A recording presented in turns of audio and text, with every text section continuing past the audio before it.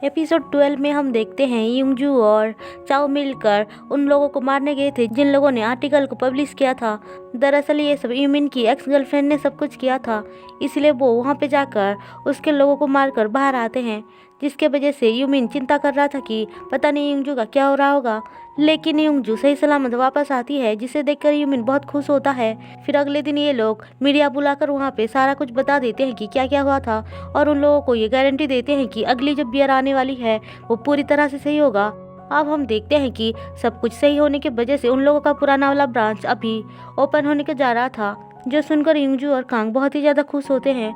Kong पूछता है क्या तुम वापस नहीं जाओगी, जो सुनकर वो थोड़ा सा सैड हो जाती है और बाहर आती है, जहाँ पे यूमिन उसके पास आकर कहता है कि देखो तुम अपना डिसीजन खुद ही लेना, मैं नहीं चाहता हूँ कि तुम प्रेशर में आके कुछ भी डिसीजन लो। हम देखते हैं युंगजू का पुराना वाला बॉस वापस आ चुका था और वो डायरेक्टर से बात कर रहा था कि कैसे वो ब्रांच को ओपन करेंगे, जो सुनकर डायरेक्टर बोलता है मैंने तुमसे वादा किया था ना, तो मैं ज़रूर ओपन करूँगा, लेकिन मुझे युंगजू को यहाँ पे रखना है क्योंकि वो बहुत अच्छा काम कर रही है, उसकी वजह से ही आज इतना सब कुछ पॉसिबल हो पाया। लेकिन युंगजू का बॉस कहता है कि हमें तो ये डिसीजन युंगजू को ही लेने देना चाहिए, क्योंकि वो जो डिसाइड करेगी वही होगा। ऐसा बोलकर वो दोनों वहाँ से बाहर आते हैं, जहाँ पे ये लोग पुरानी बातों को याद करते हुए बहुत खुश होते हैं।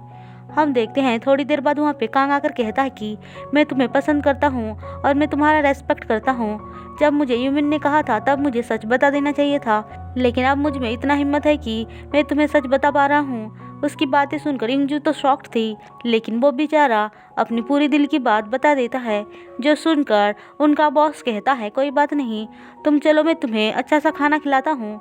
फिर वो दोनों वहाँ से चले जाते हैं। अब युंगजू घर आकर यूमिन को सारी बातें बताती है, जो सुनकर यूमिन फिर से उसको यही बोलता है कि जो तुम्हारा दिल करे वही करना, ना कि तुम किसी के बातों में आकर कोई डिसीजन लेना।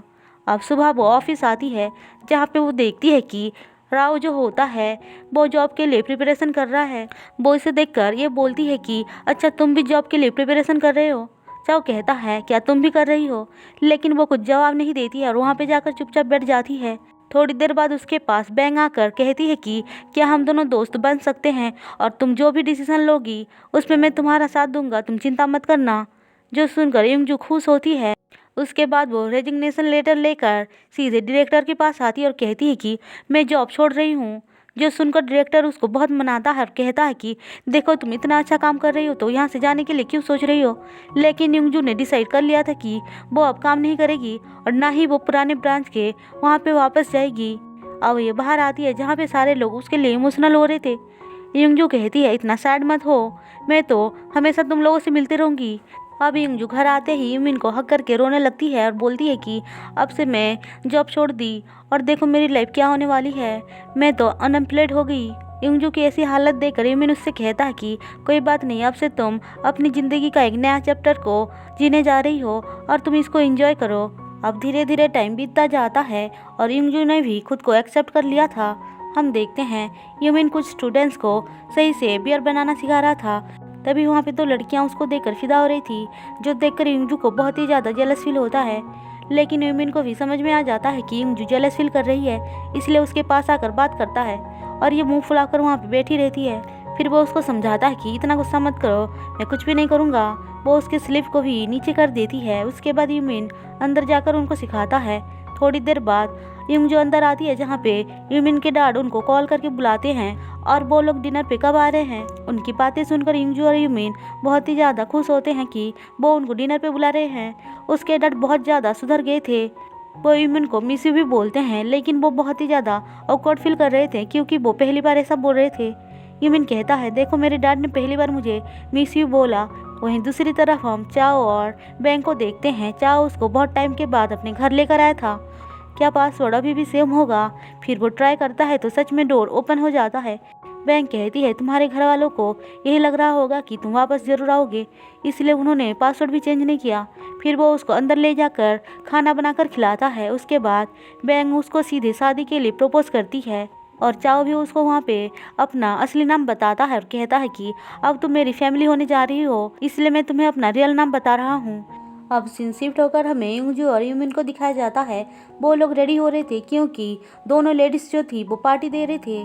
असल में वो लोग वर्ल्ड टूर पे जाने वाले थे, जहाँ पे गांव के सारे लोग आए थे और उनको कॉन्ग्रेचुलेट करके उनको अलविदा बोलते हैं। अब कुछ दिनों के बाद हम देखते हैं इंजू ने अपना खुद का एक शॉप खरीद लिया था, जहाँ पे वो अलग अलग टाइप के बियर को बेचना चाहती थी। वहाँ पे उसके पसंद की सारी चीज़ें थी, जो देखकर यूमिन उसके लिए खुश होता है। अब हम देखते हैं कि उन लोगों ने अपने सारे दोस्तों को बुलाया था, जहाँ पे बैंग और चाओ उनको बताते हैं कि वो दोनों शादी करने जा रहे हैं, और उनको ये भी बताते हैं कि कैसे बैंग की मॉम को चाओ ने इम्प्रेस कर लिया, जिसके लिए उन्होंने शादी के लिए मंजूरी दे दी।